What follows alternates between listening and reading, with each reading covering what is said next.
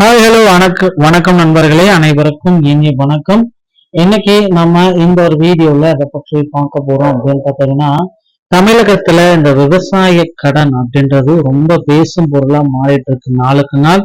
விவசாய கடன் எந்த அளவுக்கு தள்ளுபடி கொடுக்க போறாங்க அப்படின்றது இதுவரை இன்னும் யாருக்குமே ஒரு டிக்ளரேஷனே இன்னும் வரல.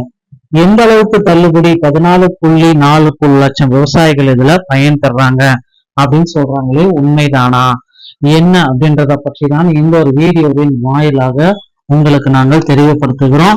ஸோ நீங்க நம்முடைய சேனலை முதல் முறையா பாக்குறீங்க அப்படின்னா மறக்காம ஒரு சப்ஸ்கிரைப் பெல்ல கிளிக் பண்ணி வச்சுக்கலாம். வாங்க வீடியோக்குள்ள போகலாம். ஸோ முழு பயிர்க்கடன் தள்ளுபடியை பற்றின தொடர்ந்து நீங்க தெரிஞ்சுக்க வேண்டிய சில முக்கியமான எதிர்பார்ப்பு. 14.43 லட்சம் மொத்த பயனாளிகள், 75,000 அதிகபட்சம் தள்ளுபடி கூட்டுறவு வங்கிகள்ல இந்த தள்ளுபடி. சோ உயர்த்தப்பட்ட வரம்பு 50,000 இருந்தது முதல் கட்டமா 75,000 உயர்த்தப்பட்டிருக்கு. இந்த திட்டத்தின் மூலம் ஒட்டுமொத்தமாக 14,43,000 விவசாயிகள் பயனடைவார்கள் என்று எதிர்பார்க்கப்படுகிறதுங்க. தேர்தல் வாக்குறுதிகளை தற்போது அறிவிப்புக்கு முரண்பாடாக 3ஆம் பட்டியல் மறுபட்டியல் வெளியாகலாம் என்ற எதிர்பார்ப்புகளும் வந்துட்டு இருக்கு. சோ பலதரப்பட்ட எதிர்பார்ப்புகளும் நாளுக்கு நாள் வர்றது ரொம்ப இதா இருக்கு. யாருக்கு எவ்வளவு தள்ளுபடி அப்படின்றதுதான் இப்ப கேள்விக்குறியா இருக்கு. இந்த தள்ளுபடி எந்தெந்த வங்கிகளுக்கு பொருந்தும்? முதல்ல சொல்லிடுறேன், இந்த தள்ளுபடி கூட்டுறவு வங்கிகள், கோஆபரேட்டிவ் பேங்க்ஸ், தொடக்க வேளாண்மை கூட்டுறவு கடன் சங்கங்கள், கூட்டுறவு வங்கிகளில் பெறப்பட்ட விவசாய கடன்களுக்கு மட்டுமே இந்த தள்ளுபடி முழுமையாக பொருந்தும். பொதுத்துறை மற்றும் தனியார் வங்கிகள்ல பெறப்பட்ட கடன்களுக்கு இது பொருந்தவே பொருந்தாது. அதை குறிப்பிட்டே சொல்லிட்டாங்க. யாருக்கு எவ்வளவு தள்ளுபடி, இதுதாங்க இப்ப கேள்விக்குறியா இருக்கு. சோ முதற்கட்டமா பாத்தீங்கன்னா 50,000 கொடுத்திருக்காங்க, திருத்தப்பட்டது 75,000, மீண்டும் கூட இதை திருத்தி அமைக்க வாய்ப்புகள் இருக்கு. சோ 5 ஏக்கருக்கு உட்பட்டவர்கள் அப்படின்னா 100% தள்ளுபடி 75,000, 5 ஏக்கருக்கு மேல 50% தள்ளுபடி, மீறப்பட்ட வாக்குறுதி 35,000 மட்டுமே தள்ளுபடி. சோ 75,000 மேல உள்ள கடன்கள் 35,000 மட்டும்தான் தள்ளுபடி. 75,000 கரெக்டா இருக்கிறது 100% தள்ளுபடி. 1 லட்சத்துக்கு மேல கடன் பட்டவர்கள் முன்னர் 5,000 மட்டுமே தள்ளுபடி இருந்த உச்ச வரம்பு தற்சமயம் 35,000 மாற்றப்பட்டிருக்கு. சோ தள்ளுபடி வரம்புகள் அப்படின்றது எல்லோருமே பாத்தீங்கன்னா ரொம்ப எதிர்பார்ப்பு. சோ உங்கள் பெயர் உள்ளதா என்பதை நீங்க செக் பண்ணிக்கணும் உடனுக்குடன். இது இல்லைன்னா பாத்தீங்க அப்படின்னா நேரில் செல்லுங்கள். நீங்கள் கடன் பெற்ற கூட்டுறவு வங்கி அல்லது தொடக்க வேளாண் சங்கத்திற்கு நேரடியாக செல்லுங்கள். பட்டியலை சரிபார்க்கவும். புதிதாக வெளிப்பட்டுள்ள 2வது பட்டியல் செகண்ட் லிஸ்ட் உங்க பெயர் இருக்கான்றதை செக் பண்ணிக்கோங்க.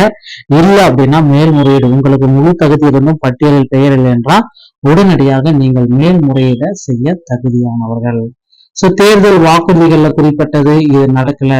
கூட்டுறவு வங்கிகள் மற்றும் தொடக்க வேளாண் வங்கிகள்ல இந்த தள்ளுபடியை கொடுக்குறோம் அப்படின்னு சொல்றாங்க. சோ கடன் பெற்ற வங்கிகளுக்கு நீங்கள் செல்ல வேண்டும்.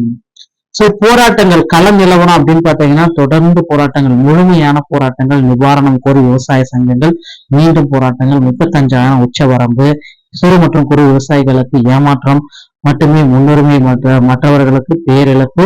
2021 ஒப்பிட்டு பார்க்க தொகுப்புடன் ஒப்பிடுகையில் தற்போதைய ஒதுக்கீடு மிக மிக குறைவு.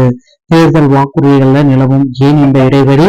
5 ஏக்கருக்கு உட்பட்டவர்களுக்கு 100% தள்ளுபடி, 5 ஏக்கருக்கு மேல இருக்கிறவங்களுக்கு 50% தள்ளுபடி நீக்குங்க அப்படின்றது கோரிக்கையா வச்சிருக்காங்க. விவசாயிகளின் தொடர் அதிருப்தி, ஏமாற்றம். சோ நகைக்கடனும் பாத்தீங்கன்னா இதோடைய தள்ளுபடி விரைவில் இதற்கான அறிவிப்பு வெளியாகலாம்.